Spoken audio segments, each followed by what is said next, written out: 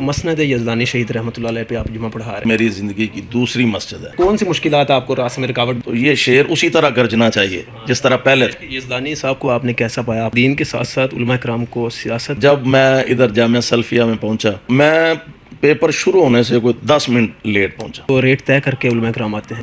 آپ کی شادی ایک ہی ہے؟ آپ کا چینل MS اللہ کے فضل سے. السلام علیکم ناظرین، آج ہم موجود ہیں قاری محمد حنیف ربانی آف کاموں کی ان کے پاس. تو ہم ان کے پاس پہنچے اور گفتگو کا شرف حاصل کیا. آئیے ان سے گفتگو کرتے ہیں. جی السلام علیکم. جی السلام ورحمۃ اللہ. جی شیخ محترم کیا حال ہے؟ جی جی الحمدللہ، اللہ کا شکر. شیخ محترم، آپ نے کہاں سے تعلیم حاصل کی اور کیسے آپ کو کن مشکلات کا سامنا کرنا پڑا؟ ذرا عوام الناس کو بتائیے. بسم اللہ الرحمن الرحیم. سب سے پہلے میں آپ کا اور آپ کے چینل والے دوستوں کا شکر گزار ہوں کہ آپ نے جو دین کی دعوت کا اور تعارف کا سلسلہ شروع کیا ہے، اللہ آپ کو جزائے خیر عطا فرمائے. جہاں تک تعلیم کا تعلق ہے، میں نے اپنی تعلیم کا آغاز کاموں کی سے ہی کیا. کاموں کی میں میرے چچا تھے جو حفظ القرآن کی کلاس لیتے تھے، اور میں اس وقت چھوٹا تھا، تو ان کے ہاں ہی میں پڑھنے کے لیے حاضر ہوا. وہیں میں قرآن پاک حفظ ان سے ہی شروع کیا، اور اس کے بعد کچھ حالات بدلے اور وہ کاموں کی سے تشریف لے گئے. تو اس کے بعد میں نے اپنی تعلیم جو حفظ القرآن کے حوالے سے تھی، وہ کچھ وقت راجہ جنگ گزارا. راجہ جنگ میں حضرت استاد محترم قاری صدیق الحسن رحمۃ اللہ علیہ تھے. کچھ چند ماہ ان کے پاس میں نے پڑھا، اور انہی دنوں میں میری والدہ محترمہ وفات پا گئی. انا للہ و انا الیہ راجعون. تو اس کے بعد میں قرآن پاک مکمل کرنے کے لیے بونگا بلوچاں والا، جو اس وقت البدر بھی اسے کہتے ہیں، محترم حافظ محمد یحییٰ عزیز میر محمدی رحمۃ اللہ علیہ، ان کا مرکز. تو گاؤں میں، یعنی بونگا بلوچاں گاؤں جو ہے، وہاں محترم قاری عبد الرحیم رحمۃ اللہ علیہ ہمارے استاد تھے، بزرگ تھے. تو میں نے ان کے پاس قرآن پاک مکمل حفظ کیا. تو وہاں سے فارغ ہو کر پھر کچھ عرصہ گجرانوالہ جامعہ محمدیہ جو چوک نیائی میں ہے، وہاں محترم قاری محمد اسلم رحمۃ اللہ علیہ، ان کے پاس کچھ عرصہ میں نے تجوید کے حوالے سے گزارا.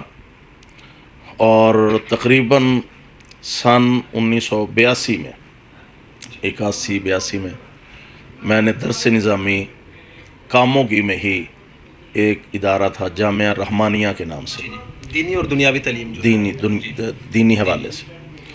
تو جامعہ رحمانیہ میں نے باقاعدہ درس نظامی کا آغاز کیا. وہاں ہمارے بزرگ تھے حافظ محمد بھٹوی رحمۃ اللہ علیہ، ان سے میں نے تعلیم کا درس نظامی کے سلسلے کا آغاز کیا. تو وہاں ہی پھر میں نے الحمدللہ بخاری شریف مکمل کی. تو شیخ، آپ کا گھرانہ جو ہے وہ اسلامی تھا پہلے؟ جی الحمدللہ. میرے دادا مرحوم ہمارے گاؤں میں بھٹا محبت جو ضلع اکاڑا میں ہے، تو اس گاؤں میں سب سے پہلے جو بنیادی اہل حدیث گھرانے تھے، ان میں سے ایک ہمارا گھر تھا، یعنی میرے دادا محترم اور ان کے بھائی. تو پہلے لوگ جو ہیں اہل حدیث، وہ ہمارے گھر والے تھے، اور اس سے الحمدللہ سلسلہ آگے چلا. پڑھائی کے بعد آپ نے کتنی دیر بعد تبلیغ کا میدان میں آپ آئے اور آپ نے تبلیغ شروع کی؟ 1982 میں نے باقاعدہ جس طرح عرض کیا ہے کہ درس نظامی شروع کیا. تو چونکہ مجھے شروع سے لے کر کچھ خطابت کا شوق بھی تھا، تو درس نظامی کے دوسرے سال میں نے باقاعدہ، اس سے پہلے بھی کوئی نہ کوئی خطبہ جمعہ پڑھایا کرتا تھا، کبھی کسی جگہ، کبھی کسی جگہ. تو تعلیم کے دوران، یعنی درس نظامی کے دوسرے سال ہی میں نے باقاعدہ خطبہ جمعہ کا آغاز الحمدللہ کر دیا۔ شیخ تبلیغ کے میدان میں جب آپ آئے تو آپ نے کن کن مشکلات کا سامنا آپ کو جو ہے وہ کرنا پڑا؟ آپ جانتے ہیں کہ تبلیغ کے میدان میں یہ انتہائی مشکل ترین میدان ہے۔ ہمارے بعض لوگ سمجھتے ہیں کہ یہ تو بہت آسان ہے، یہ کون سا کام ہے کرنے والا، لیکن میں سمجھتا ہوں کہ تبلیغ کا میدان انتہائی مشکل ترین میدان ہے۔ اس میں آپ کو لوگوں کی باتیں بھی سننا پڑیں گی، طرح طرح کی باتیں جب آپ سنیں گے تو ظاہر ہے آپ پہ اثر انداز بھی ہوں گی۔ تو اس میدان میں مشکلات تو بہت ساری، اور خاص کر جن حالات میں نے تبلیغ کا دعوت کا آغاز کیا ہے وہ انتہائی کٹھن حالات تھے۔ کاموں کی میں حضرت یزدانی رحمۃ اللہ علیہ ان کے بعد اس منصب پہ آنا، اس منبر پہ آنا، میں سمجھتا ہوں کہ یہ اللہ کی توفیق کے بغیر بالکل ناممکن تھا۔ تو شیخ دعوت و تبلیغ کے میدان میں کوئی ایسا واقعہ جو آپ کبھی نہ بھولے ہوں؟ بہت سارے ایسے واقعات ہیں جو نہ بھولنے والے ہیں۔ ایک دو کی طرف میں اشارہ کرتا ہوں۔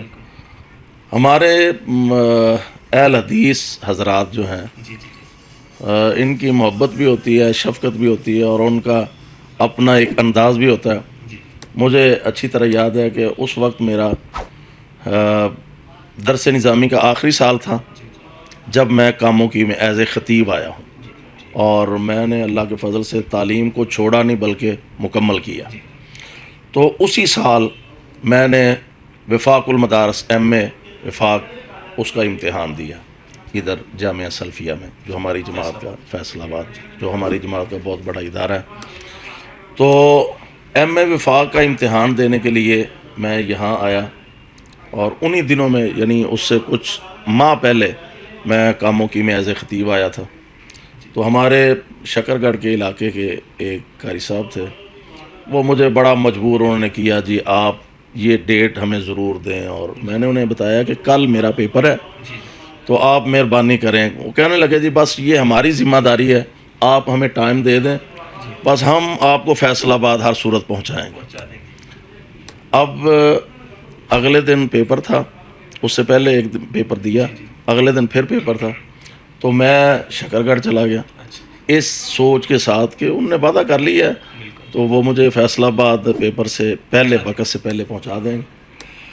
اب جب پروگرام سے فارغ ہوئے میں نے قاری صاحب کو بلایا، میں نے کہا جی وہ کوئی انتظام، کہنے لگے ادھر سے تو چیز ہی کوئی نہیں ملتی، اب ہم کیا کر سکتے۔ تو میں ظاہر بات ہے ایک سال کی بات ہوتی ہے، محنت ہوتی ہے، تو میں نے گزارش کیا جی آپ نے میرے ساتھ وعدہ کیا تھا۔ تو کہنے لگا جی وعدہ تو کیا تھا لیکن اب ہماری مجبوری ہے، اب ہم کچھ نہیں کر سکتے، صبح فجر کے وقت ایک بس آتی ہے تو ہم آپ کو اس بس پہ روانہ کر دیں۔ تو فجر کے وقت اس بس میں بیٹھا، مرید کے آیا، تو مرید کے پہنچ کر مجھے اندازہ ہوا کہ میں پیپر کے وقت نہیں پہنچ سکتا، تو میں نے وہاں سے اسپیشل گاڑی لی پیپر دینے کے لیے۔ لیکن جب میں ادھر جامعہ سلفیہ میں پہنچا تو مجھے بڑی اچھی طرح یاد ہے ہمارے بھائی بزرگ مولانا محمد یونس بٹ صاحب رحمۃ اللہ علیہ، یہ نگران تھے۔ اب ان کی اپنی مجبوریاں ہوتی ہیں نا، تو میں پیپر شروع ہونے سے کوئی 10 منٹ لیٹ پہنچا، تو اب وہ فرمانے لگے جی کوئی گنجائش نہیں ہے، اب نہیں بیٹھ نہیں سکتے۔ تو پھر اس کے بعد وہ تو رہ گیا، پھر وہ آئندہ سال میں نے وہ پیپر دیا۔ تو یہ واقعہ مجھے بڑی اچھی طرح یاد ہے، جو کبھی بھی نہیں بھول سکتا۔ ایک اسی حوالے سے میں ایک دفعہ نارووال کے علاقے میں ہی جلسہ کے لیے گیا، تو جلسے سے فارغ ہو کر میں نے ایک اور پروگرام پہ جانا تھا، تو اپنی گاڑی تھی میرے پاس۔ جب ہم گاؤں سے نکلے تو تقریباً 2-3 کلومیٹر کے فاصلے پہ وہ ناکہ لگایا ہوا تھا ڈاکوؤں نے، ہاں جی ناکہ لگایا ہوا، کچھ موٹر سائیکلیں بھی انہوں نے روکی ہوئی تھی، تو ہماری گاڑی بھی اب انہوں نے روک لی۔ اب مسئلہ یہ تھا کہ جلسے والے بھی پریشان تھے، اور وہ دور تھا جب ابھی موبائل عام نہیں تھا، کوئی اکا دکا تھا، کوئی عام موبائل نہیں تھا. تو ہوا یہ کہ وہ میری گاڑی لے گیا، ہمیں وہیں بٹھایا اور وہ ڈاکو جو تھے وہ میری گاڑی لے گئے. اب ظاہر بات ہے کہ گاڑی کے بغیر تو سفر نہیں کر سکتے تھے. جلسے والے بھی انتظار کر رہے ہیں. جلسے والے آگے والے انتظار کر رہے تھے، اور پیچھے والے تو وہ تھے کہ ٹھیک ہے جی وہ چلے گئے، وہ مطمئن تھے. اب جب جلسہ ختم ہوا، لوگ فارغ ہو کے نکلے، تو ان لوگوں کو بھی انہوں نے روک لیا. کچھ وقت کے بعد جب وہ انہوں نے سب کو چھوڑا تو واپس ہم گاؤں پہنچے. تو پی ٹی سی ایل تھا وہ گاؤں میں کبھی کسی کسی جگہ پر، اور ہمارے گھر میں بھی پی ٹی سی ایل تھا. تو پریشانی اب تھی کہ گاڑی لے گئے ہیں، بڑا مسئلہ.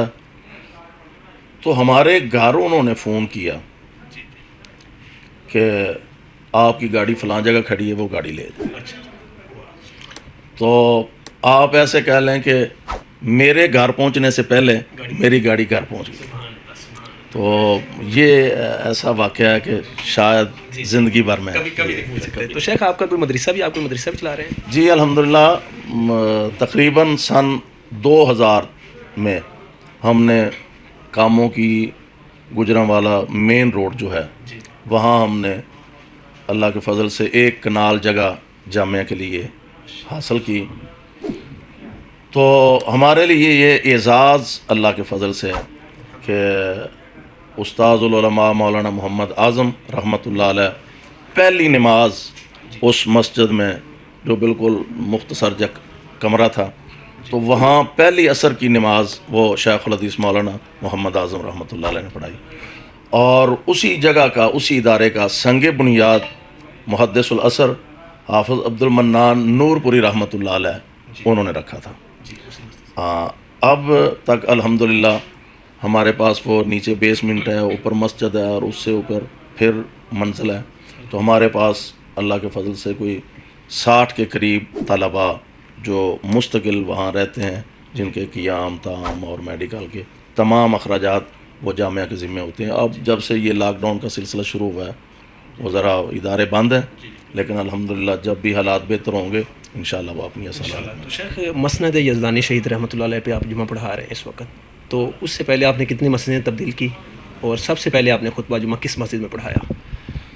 سب سے پہلا خطبہ جمعہ مرید کے قریب ایک گاؤں ہے، کوئی 4-5 میل کے فاصلے پر.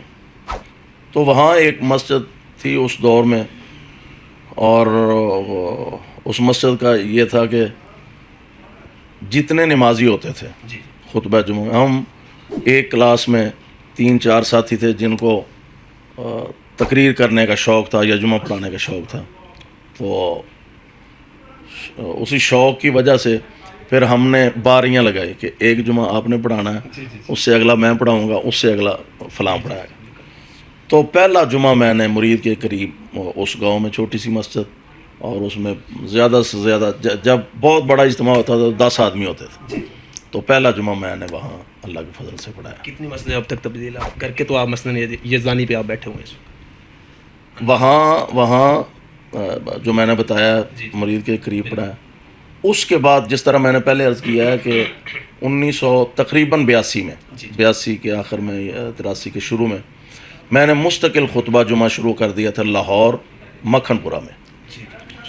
تو 82 سے لے کر 87 تک میں نے ایک ہی جگہ جمعہ پڑھایا، اور وہاں سے سیدھا میں کاموں کی آیا ہوں. یعنی یہ آپ کہہ لیں کہ میری زندگی کی دوسری مسجد ہے. دوسری مسجد ہے، آپ پتہ نہیں، آپ کی زندگی کی دوسری مسجد ہے. اور یہ معاملہ پہلے عالم دین کے ساتھ ایسا ہے کہ دوسری مسجد ہے. تو شاید ایک سوال یہ بھی اٹھتا ہے کہ جب آپ مسند یزدانی پہ آنے لگے تو آپ کو وہ کیسے آپ آئے، اور کون سی مشکلات آپ کو راستے میں رکاوٹ بنی؟ اصل میں آپ جانتے ہیں کہ ہر جگہ کا ایک معیار ہوتا ہے. خاص کر اس دور میں حضرت یزدانی رحمۃ اللہ علیہ کی مسجد میں آنا اور ان کی مسند پہ بیٹھنا، ظاہر بات ہے کہ اس معیار کا کوئی آدمی ہوتا تو تب بات بنتی، لیکن میں نے جس طرح پہلے عرض کیا کہ میں اس وقت آخری کلاس کا طالب علم تھا، بخاری شریف میں پڑھ رہا تھا. تو ہمارے کچھ دوست تھے جنہوں نے میرا ٹرائی کے طور پہ کہہ لیں، ان کی خواہش تھی کہ آپ یہاں جمعہ پڑھائیں. تو میں نے انہیں کہا کہ یہ میرا کام نہیں ہے، میرے لیے یہ سوچنا بھی مشکل ہے کہ یزدانی صاحب کی جگہ پہ. وہ کہنے لگے کہ ٹرائی تو کریں، جمعہ تو پڑھائیں. اب میں نے ان کے کہنے پہ، بلکہ جب انہوں نے انتظامیہ سے بات کی، ہمارے ایک شیخ صاحب تھے اللہ بخش فوت ہو گئے، تو انہوں نے کہا جی ہمارے پاس وقت نہیں ہے، ہم نے اور خطیبوں سے وقت لیا ہوا ہے. تو خیر ایک جمعہ میں نے پڑھایا. تو اس کے بعد پھر انتظامیہ کی خواہش پر میں نے کچھ وقت کے بعد دوسرا جمعہ پڑھایا. تو اس جمعے کے بعد مجھے انتظامیہ کے ہمارے ایک بزرگ تھے حاجی نذیر احمد صاحب، وہ مرحوم فوت ہو گئے پچھلے دنوں. تو میں لاہور سے جمعہ پڑھا کے آ رہا تھا، تو مجھے راستے میں ملے، کہنے لگے جی ہم نے فیصلہ کر لیا کہ آپ نے اس مسجد میں جمعہ پڑھا. تو میں نے کہا جی یہ میرے بس کی بات نہیں ہے، میں اسے سنبھال نہیں سکتا. تو پھر انہوں نے، ہمارے بزرگ بھی تھے، استاد بھی تھے حافظ محمد صاحب، ان سے بات کی کہ آپ انہیں کہیں کہ یہ یہاں جمعہ شروع کریں. تو اب جب ہم استاد صاحب بھی بیٹھے، انتظامیہ کے لوگ بھی، میں بھی تھا، تو استاد صاحب کو بھی میں نے یہی گزارش کی کہ یہ میرے لیے مشکل ہوگا. تو وہ مسکرا کے فرمانے لگے شروع تو کرو، جو 4 دن گزریں گے وہی صحیح. تو بس ان کے حکم پہ شروع کیا ہے. تو اس وقت سے شروع کیا، بہت سارا وقت گزر گیا، بہت تھوڑا باقی ہے. اللہ کو پتہ نہیں. تو شیخ جب آپ نے پہلا جمعہ پڑھایا، آپ کے جذبات کیا تھے اور عوام کی آپ پہ توقعات کیا تھی، کیونکہ آپ یزدانی شہید کی مسند پر آپ موجود تھے؟ ظاہر بات ہے کہ ایک ایسا طالب علم جو ابھی زیر تعلیم ہو اور ایک ایسی جگہ پہ اس کو خطیب تعینات کر دیا جائے کہ جو ہمارے ملک کی بڑی مساجد میں سے، ہمارے ملک کے بڑے مراکز میں سے ایک مرکز تھا حضرت یزدانی رحمۃ اللہ علیہ. تو یہ میرے لیے بہت بڑا اعزاز تھا کہ میں یزدانی شہید کی مسجد میں ایز اے خطیب آیا ہوں. اور جو عوام الناس تھے، وہ عوام الناس کی محبت تو آپ جانتے ہیں. تو عوام الناس نے بھی ہمیں بھرپور محبت دی اور شفقت کا اظہار کیا. یزدانی صاحب کو آپ نے کیسا پایا؟ آپ کا کچھ وقت ان کے ساتھ گزرا، تو آپ نے ان کو کیسا پایا؟ یزدانی شہید رحمۃ اللہ علیہ، چونکہ میں کاموں کی میں ہی پڑھتا تھا، تو وہ بڑے خطیب تھے، ملک کے نامور علماء میں سے تھے خطبہ. ہم طالب علم تھے. میری 1-2 ملاقاتیں حضرت یزدانی صاحب سے ہوئی ہیں. ایک تو جب یزدانی مرحوم کو خنجر لگے نا، تو اس کے بعد آپ جانتے ہیں اہل حدیث یوتھ فورس کا قیام عمل میں آیا. تو اہل حدیث یوتھ فورس کاموں کی میں سب سے پہلے یوتھ فورس کا کنوینر میں تھا. تو اس حوالے سے پھر حضرت یزدانی رحمۃ اللہ علیہ، مجھے بڑی اچھی طرح یاد ہے کہ حضرت یزدانی صاحب نے اپنے گھر میں میٹنگ بلائی. تو یوتھ فورس کا اجلاس تھا. تو اس اجلاس میں پھر یوتھ فورس کے صدر اور سیکٹری کا انتخاب کیا گیا. تو وہ باقاعدہ آپ کہہ لیں کہ پہلی ملاقات تھی حضرت یزدانی صاحب کے ساتھ. اچھا، انہی دنوں میں، یعنی اس سے پہلے، بلکہ جب آپ زخمی تھے، ہسپتال سے گھر آئے، تو ہمارے ایک دوست تھے، وہ کاموں کی کے رہنے والے تھے، وہ مجھے کہنے لگے کہ آؤ یزدانی صاحب سے ملاقات کر کے آتے. تو ہم ملاقات کے لیے گئے. یزدانی صاحب اندر سے باہر آئے تو ہمیں وہ اندر لے کے گیا، کچھ دیر بیٹھے، اور جب ہم اٹھ کے واپس آنے لگے تو اس طرح سین میں کھڑے تھے. تو میں نے ہنس کے کہا کہ یزدانی صاحب، آپ نے جمعہ پڑھانے کا اعلان کیا ہے تو یہ شعر اسی طرح گرجنا چاہیے جس طرح پہلے تھا. تو مجھے یاد ہے اس طرح مجھے انہوں نے تھپ تھپایا. تو فرمانے لگے یہ شعر اسی طرح ہی گرجے گا. تو یہ دو ملاقات، ایک وہ اجلاس والی، ایک یہ. تیسری اور آخری ملاقات جو تفصیلی اسے کہہ لیں کہ لاہور مکھن پورہ جس مسجد میں خطیب تھا، 22 فروری کو وہاں یزدانی صاحب کا خطاب تھا. 23 فروری کو دھماکہ 23 مارچ کو دھماکہ ہوا. اس سے ایک ماہ پہلے میرے والی مسجد میں یزدانی صاحب کی تقریر تھی. تو چونکہ میں کاموں کی میں رہتا تھا تو کاموں کی سے یزدانی صاحب کو لے کر میں لاہور گیا. تو وہاں آپ نے تقریر کی اور تقریر کے بعد پھر ہم دونوں اکٹھے ہی کاموں کی واپس آئے. تو یہ ان کے ساتھ سفر آپ کا اچھا گزرا الحمدللہ. اچھے انسان تھے، انتہائی مشفق تھے، مہربان تھے. اللہ ان کی مغفرت. شیخ آپ کو کتنا عرصہ ہو گیا ان کی جگہ جمعہ پڑھاتے؟ 87 مارچ میں یہ آپ جانتے ہیں دھماکہ ہوا ہے لاہور میں. تو مارچ سے لے کر نومبر تک درمیان میں کافی سارے خطبہ ٹرائی کے لیے آتے رہے. اور تقریباً 3 ماہ یا 4 ماہ حضرت یزدانی رحمۃ اللہ علیہ کے بڑے بھائی تھے مولانا عزیز الرحمان یزدانی. تو انہوں نے مستقل وہاں خطبہ دینا شروع کر دیا. لیکن نومبر میں یعنی 2-3 ماہ کے بعد یزدانی رحمۃ اللہ علیہ یعنی مولانا عزیز الرحمان یزدانی انہوں نے انتظامیہ کو کہا جی آپ اپنے بندے کا انتظام کر لیں. تو پھر میرے سے ان کی بات ہوئی. تو نومبر 1987 سے لے کر آج 2020 ہے، یعنی کہ آج تک آپ 32-33 سال بنتے ہیں الحمدللہ. شیخ سید عبد الغنی شاہ رحمۃ اللہ علیہ، آپ کا ان کے ساتھ بھی کچھ وقت گزرا، آپ نے ان کو کیسا پایا؟ کوئی تو شاہ صاحب رحمۃ اللہ علیہ کا زمانہ تو ہم سے بہت پہلے کا زمانہ ہے. شاہ صاحب رحمۃ اللہ علیہ 1969 کو آپ فوت ہوئے، یعنی تقریباً 15 سال شاہ صاحب وہاں خطیب. اور جب شاہ صاحب فوت ہوئے ہیں یعنی 69 کو فوت ہوئے ہیں تو 66 کی میری پیدائش ہے، 1966 کی.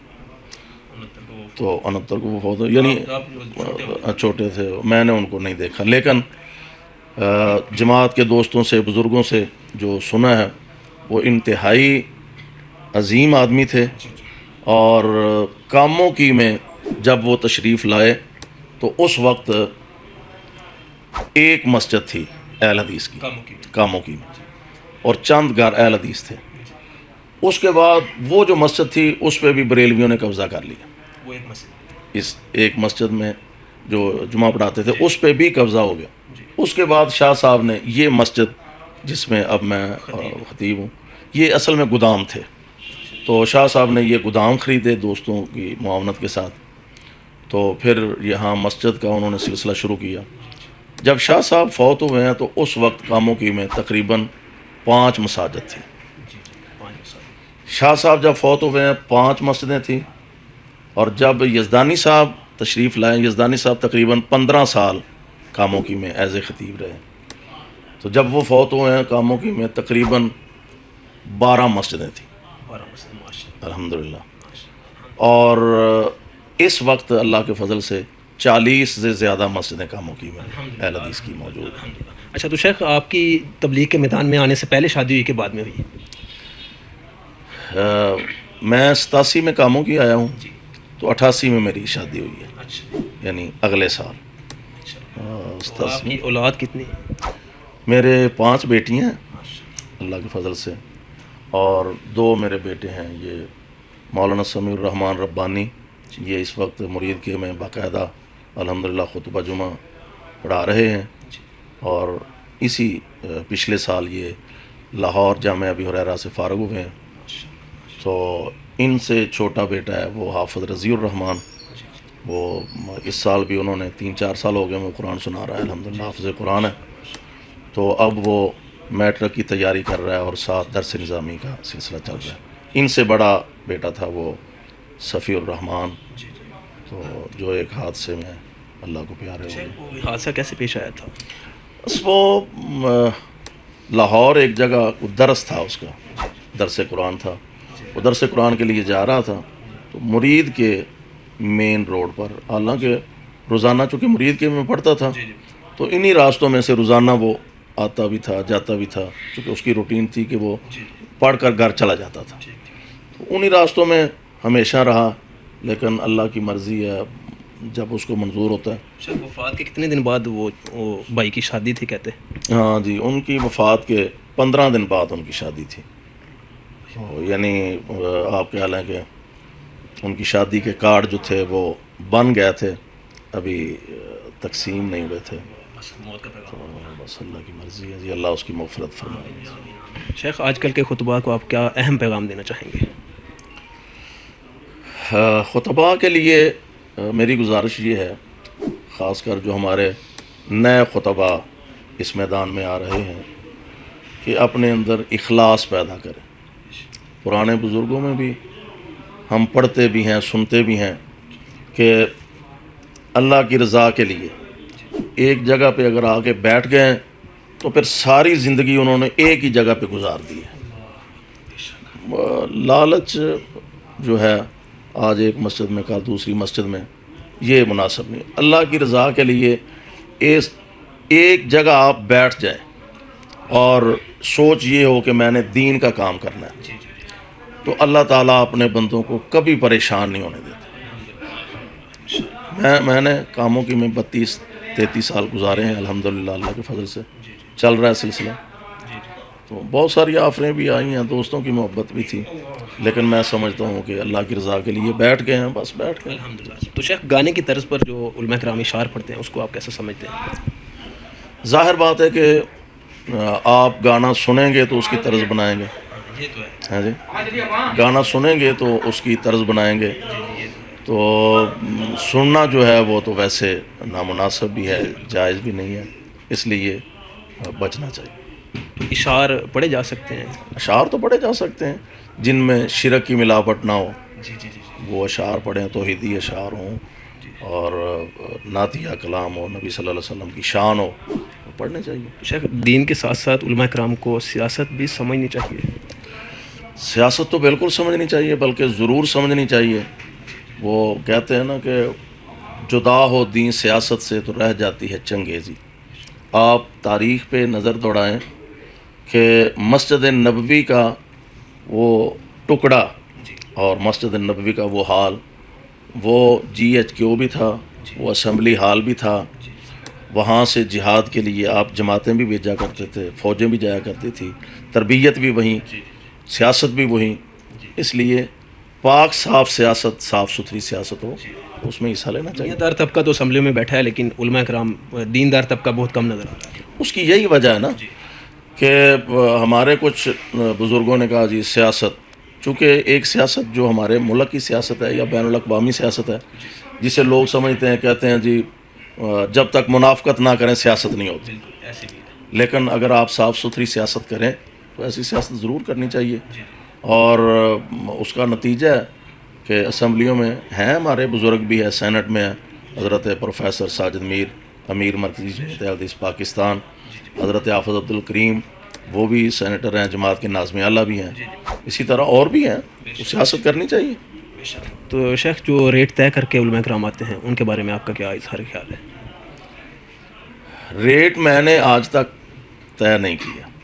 آپ نے نہیں کیا؟ پہلی بات آج تک میں نے طے نہیں کیا اللہ کے فضل سے. اور میں پوری دیانتداری اور پورے وثوق سے اللہ کے فضل سے یہ کہہ سکتا ہوں کہ پورے ملک میں آج تک کوئی بندہ مجھے یہ نہیں کہہ سکتا کہ اس نے یہ کہا ہے کہ مجھے اتنے دو تو میں تب جاؤں گا. اللہ کے فضل سے ایک بھی مثال ایسی کوئی پیش نہیں کر سکتا. لیکن طے کرنا تو مناسب نہیں ہے، لیکن جماعتوں کو بھی کچھ سوچنا چاہیے. ہمارے بزرگ یا ہمارے خطباء جو ہیں وہ سوچنے والی بات ہے کہ ایسا کیوں کرتے ہیں، اس لیے کہ وہ مجبور کر دیتے ہیں لوگ. تو بہرحال عوام الناس کو بھی، جماعتوں کو بھی سوچنا چاہیے. سوشل میڈیا پہ آج کل جھوٹ اور فحاشی عام ہے، اس پہ آپ کیا کہیں گے؟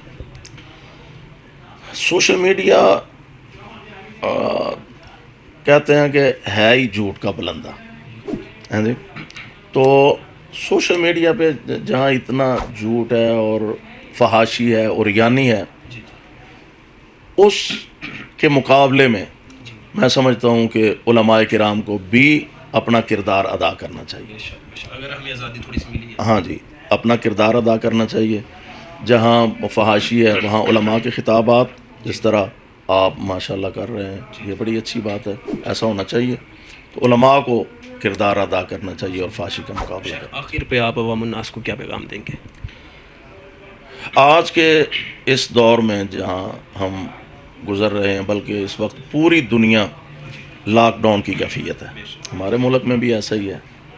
تو ان حالات میں سب سے پہلا کرنے والا کام جو ہے وہ رجوع اللہ ہے، اللہ کی طرف پلٹنا ہوگا. ہمارے کچھ لوگ کہتے ہیں کہ ہم جی کرونا سے مقابلہ کریں گے. مقابلہ کرنے والی کون سی بات ہے؟ یہ اللہ کا عذاب ہے، اور اللہ کے عذاب سے ہم کیسے مقابلہ کر سکتے ہیں؟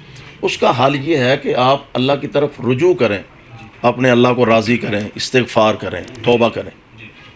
تو سب سے پہلا کرنے والا کام یہ ہے کہ آپ استغفار کی طرف آئیں، اور اس کے بعد پھر آپ اذکار جو ہیں جو نبی صلی اللہ علیہ وسلم نے ارشاد فرمایا ہے، صبح کے اذکار ہیں، فجر کے بعد مغرب کے اذکار ہیں، تو وہ اگر آپ کریں، گھر میں رہیں، اذکار کریں، تو انشاءاللہ الرحمن اللہ تعالیٰ ہر مصیبت سے اپنے بندوں کو محفوظ فرمائے. تو شیخ آخر پہ آپ جو ہے ایم ایس اسلامک موویز کے بارے میں آپ کیسا اس کو سمجھتے ہیں؟ لاک ڈاؤن کے دنوں میں ہم علماء کرام کے دروازے پہ گئے، ہم نے علماء کے جو ہے انٹرویو کیے، تو آپ اس کو کیسا سمجھتے ہیں؟ محمود بھائی، آپ کا چینل ایم ایس اللہ کے فضل سے علماء کرام کے انٹرویوز اور علماء کرام کا جو آپ نے تعارف کا سلسلہ شروع کیا ہے، وہ مجھے سن کے دیکھ کے انتہائی خوشی ہوتی ہے کہ اس گئے گزرے دور میں ہمارے نوجوان اللہ کے فضل سے اس کی توفیق کے ساتھ یہ سلسلہ دین کا جو انہوں نے شروع کیا ہے، اللہ اس میں مزید برکت فرمائے. تو شیخ لاسٹ سوال ہے کہ لاک ڈاؤن میں آپ کا جو ہے آپ گھروں میں بیٹھے رہے ہیں، تو آپ نے کیسے وقت گزارا؟ میرا خیال ہے کہ 30-32 سال میں شاید پہلا موقع ہے کہ گھر اتنا زیادہ وقت دینا پڑا ہے، بچوں کو دینا پڑا ہے. تو وہ کہتے ہیں نا کہ گھر میں رہے ہیں تو دیکھا ہے کہ اچھے لوگ ہیں گھر والے بھی. تو اچھا وقت گزرا ہے. میں سمجھتا ہوں کہ اللہ تعالیٰ دین کا کام انسان سے لیتے ہیں، تو وہ جو سرگرمیاں ہیں دینی، وہ اگرچہ ڈسٹرب ہوئی ہیں، لیکن اس کے علاوہ عام اگر گھریلو زندگی دیکھی جائے تو اللہ کے فضل سے بہترین چل رہا ہے، کوئی پریشانی نہیں ہے. آپ کی شادی ایک ہی ہے؟ فی الحال تو ایک ہی ہے اللہ کے فضل سے. میں سمجھتا ہوں کہ ایک ہی شادی، ویسے قرآن نے بھی کہا ہے، وہ جو کہتے ہیں نا کہ مثنا و ثلاث و رباع، 2 کریں، 3 کریں، 4 کریں. تو قرآن نے ساتھ یہ بھی کہا ہے کہ اگر انصاف نہیں کر سکتے تو پھر ایک ہی کریں. جس معاشرے سے ہم اس وقت گزر رہے ہیں، کسی کے نیت پہ یا شک تو نہیں کرتے، لیکن میں سمجھتا ہوں کہ 2، 3، 4 شادیاں کرنے والے شاید انصاف نہ کر سکتے. ویسے اچھی امید رکھنی چاہیے، اس نے ظن رکھنا چاہیے کرتے ہوں گے، لیکن اللہ کے فضل سے میں نے ایک ہی شادی کی اور ایک ہی اللہ اس کو جزائے خیر عطا فرمائے کہ اس نے گھریلو معاملات میں بچوں کی تربیت کے حوالے سے، ہم تو رات بھی باہر دن بھی باہر سفر میں، اکثر وقت سفر میں گزرتا ہے، تو عدم موجودگی میں انہوں نے بچوں کی تربیت جیسا انداز سے کی ہے، اللہ کے فضل و رحمت سے گھر کو سنبھالا ہے، تربیت کی ہے. تو اس انداز سے کی ہے کہ مجھے کبھی دوسری کی سوچ ہی نہیں. اللہ جی ناظرین، یہ تھے قاری محمد حنیف ربانی صاحب آپ کاموں کی. ہم ان کے پاس پہنچے، ہم نے انٹرویو کیا، آپ نے ملاحظہ فرمایا عوام الناس کی جو ہے وہ گزارشات، اور ہم نے نیچے کومنٹس پڑھے اور ہم مولانا سے ہم نے رابطہ کیا، ان کے پاس پہنچے. مزید اس طرح کی ویڈیو کے لیے ہمارا چینل سبسکرائب کریں. السلام علیکم.